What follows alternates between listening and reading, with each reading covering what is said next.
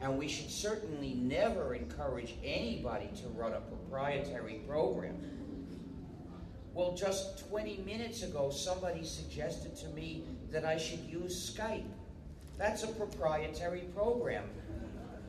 Of course, I don't have it on my computer, but I won't consider using that even on somebody else's computer, because if I did, I'd be encouraging someone at the other end to use Skype. I'd be hurting other people. So I won't even use it for a minute on your computer.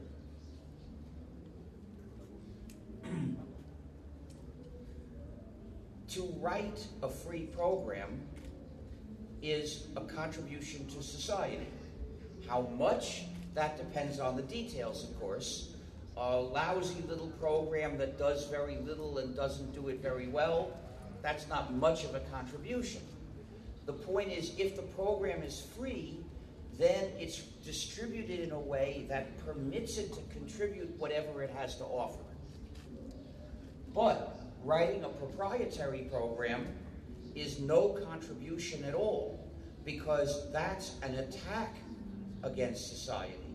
It's a power grab. It's an attempt to subjugate other people. In social terms, the program is a trap. If it has attractive features, those are the bait for the trap. So, paradoxically, they don't make it better. Rather, they make it more harmful.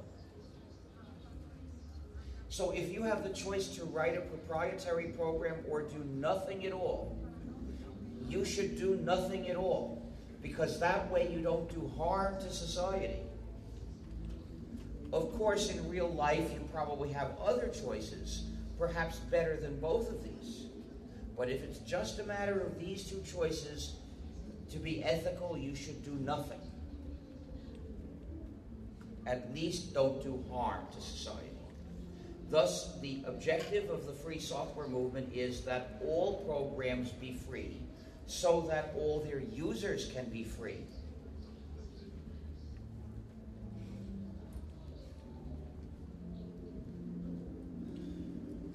But what makes these four freedoms essential? Why define free software this way? Each freedom has a reason. Freedom 2, the freedom to redistribute exact copies when you wish, is essential on fundamental moral grounds, so you can live an ethical, upright life as a good member of your community. If you use a program without freedom 2, you are in danger of falling into a moral dilemma at any moment whenever your good friend says, "This program looks nice, could I have a copy?" What will you do then? You will have to choose between two evils. One evil is to give your good friend a copy and violate the license of the program. The other evil is to refuse your good friend a copy and comply with the license of the program. If you are in this dilemma, you ought to choose the lesser evil, which is to give your good friend a copy and violate the license of the program. Why is this the lesser evil? In general, if you can't avoid doing wrong to somebody or other, it's less bad if you do wrong to somebody who deserves it because he's done wrong. Now, we can assume that your good friend is a good member of your community and normally deserves your cooperation. That's usually true. But the developer of the proprietary program has deliberately attacked the social solidarity of your community, which is acting very bad. So, if you have to do wrong to your friend or the developer, do it to the developer. But being the lesser evil does not mean it's good. It's never good to make an agreement and then break it. Not even an evil agreement like this one. Yes, keeping the agreement is worse than breaking it, but breaking it still doesn't reach the level of being good. It's just less bad. And if you give your good friend a copy, what will she have? She will have an unauthorized copy of a proprietary program, and that's a nasty thing. Almost as nasty as an authorized copy of the same program. It's nasty because it's proprietary. So, when you have fully understood this issue, what should you really do? You should make sure you don't fall into the dilemma. I know two ways to avoid it. One is, don't have any friends. That's the future the proprietary developers have in mind for you. No real friends. You could have Facebook friends instead. The other method, my method, is reject that program. Don't have a copy. Then you can't fall into the dilemma. If someone offers me a program without Freedom 2, no matter how convenient, I say, my conscience does not permit me to accept your conditions, so take your nasty program out of here. I won't use it. That's what you should say also. And in addition, we should all reject the propaganda terms that the proprietary developers use to demonize cooperation and sharing. Terms like pirate. When they call people who share pirates, what are they really saying? They're saying that helping other people is the moral equivalent of attacking ships.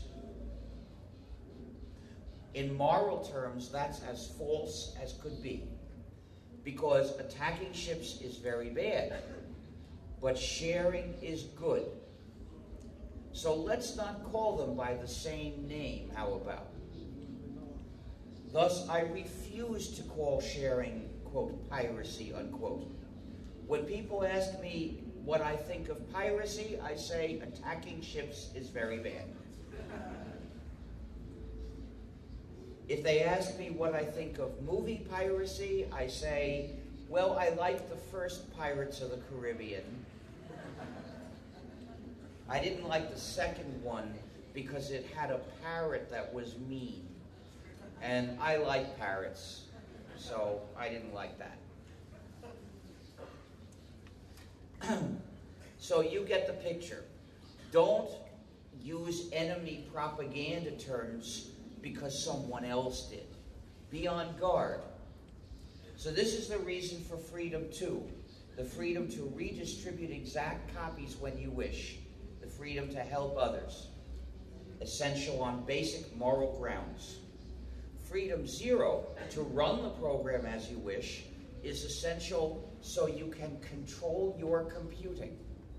Every user deserves to control his computing.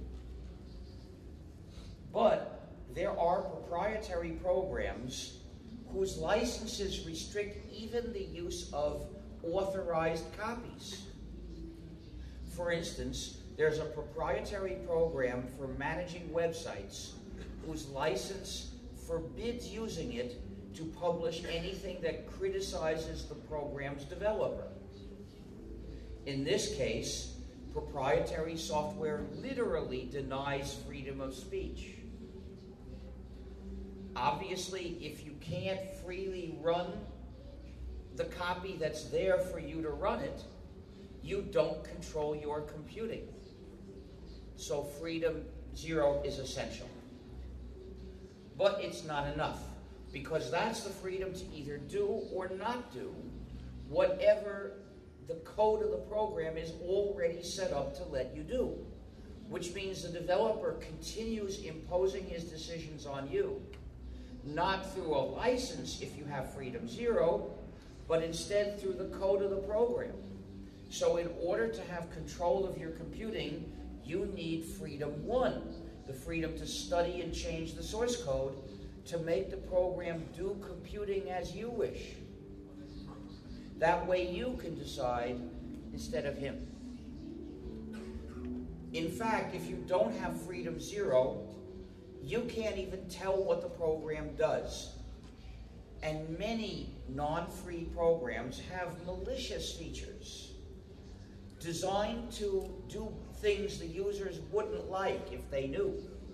For instance, they spy on the user.